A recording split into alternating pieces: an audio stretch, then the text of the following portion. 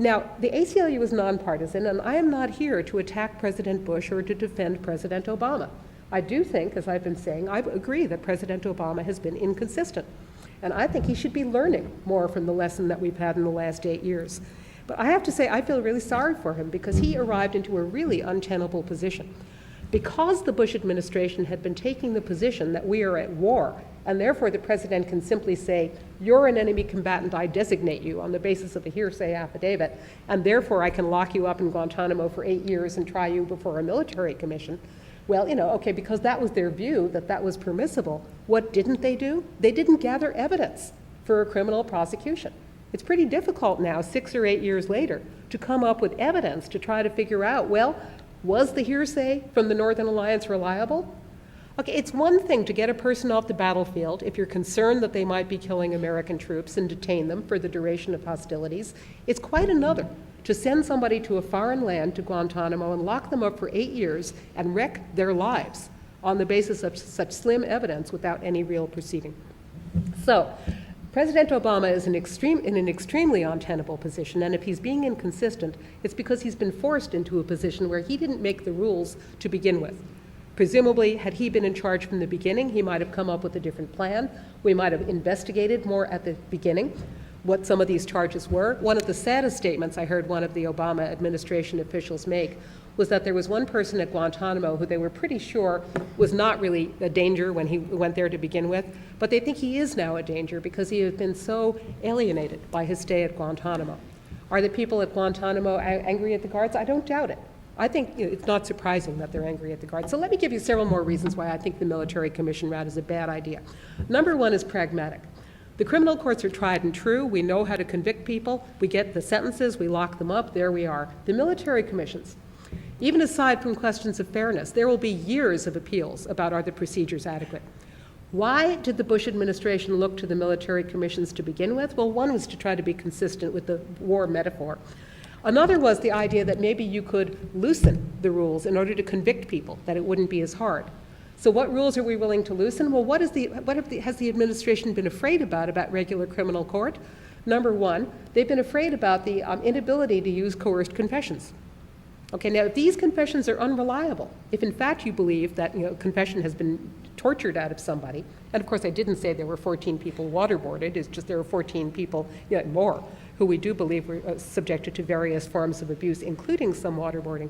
But if that's what we're having military commissions for, so that we can use incredibly unreliable evidence, that's not a good idea. Another idea has been, well, we need military commissions because we have secrets.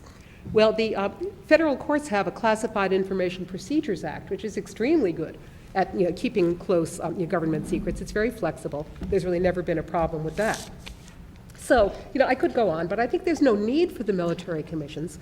They would throw all of the convictions up in doubt, and it seems to me that just using our tried and true methods of federal court is really a much more certain way to go. Finally, I'll say that another thing about military commissions is that when you look around the world, I know a number of you are interested in international law, when countries are studied, when the human rights record of a country is studied, the overuse of military commissions is one thing that is very often cited as showing that a country is not sufficiently attentive to human rights. Why don't you use your regular courts, we say to countries? Why are you taking people apart? Why are you subjecting them to this jury-rigged special system, which does not have a particularly glorious history in this country, when A, there is no need, and B, it doesn't look like a good idea? Professor Can I respond? Again, it's, my colleague doesn't like it, obviously, and the ACLU doesn't like military commissions. They're not illegal. Again, 2006, 2009, people far smarter than us sat down for many, many hours and crafted very detailed rules.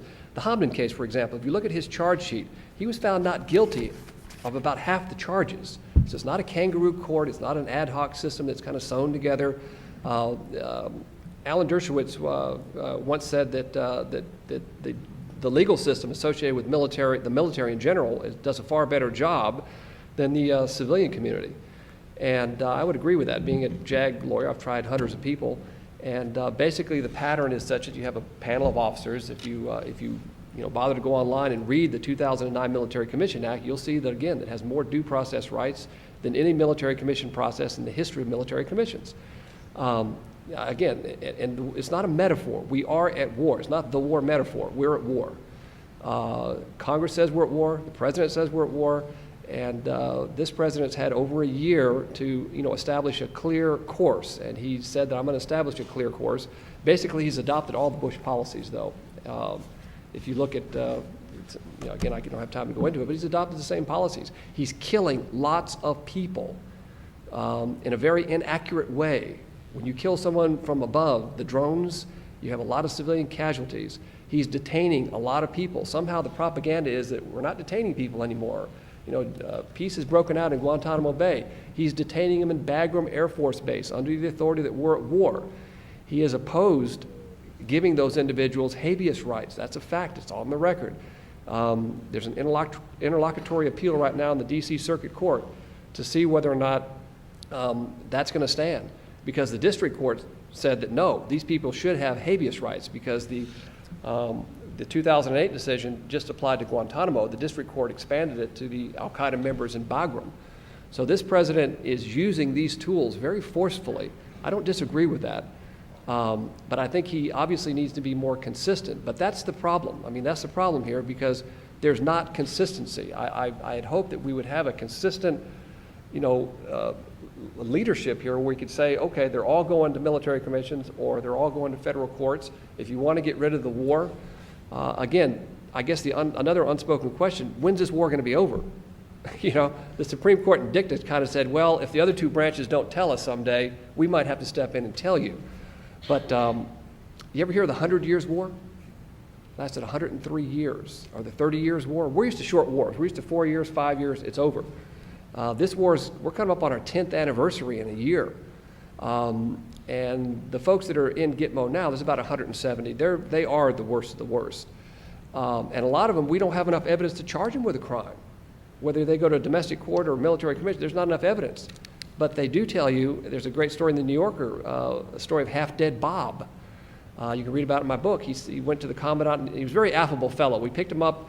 He was weighed about 57 pounds, missing a lung, shrapnel wounds, pneumonia, and if you believe, of course, the New York Times, what do we do to Half-Dead Bob? Oh, we torture him every day, of course. Denied him every type of right there is under the sun. No, we did what we as Americans know that we do. We nursed him back to health. And he told the commandant in his out-processing brief, he said, Commandant, you've been very good to me, but you do know when I get out of here, I'm going to kill you and your family. It's just the way it is. It's very frustrating to lawyers because, we like to negotiate. We like to be reasonable. If you had an al-Qaeda person sitting here, you'd say, what do you want? You want some land? You want some money? Can we negotiate with you? And their answer would be, we want to kill you. No, really, what do you want? No, really, that's what we want. We want to kill all of you. And they've killed more Muslims than they've killed Christians or Jews. They don't think like we think. And so don't be surprised when they're all claiming to be innocent and they all claim to be tortured. Take it with a large grain of salt. I give the benefit of the doubt to my government, not to an individual that says that they were tortured. I'm going to have to be convinced far more than taking the word of that individual as to his wants and desires. Have we made mistakes? Are there individual cases? Can we do a better job? Yes, yes, yes, yes, yes. Are we at war, though? That's the premise. Yes, we are at war. But if I could just ask, you were just saying, when will this war end? It's already been 10 years. When does terrorism end? When does al-Qaeda end? To whom do we surrender if we decide we don't want to be at war anymore?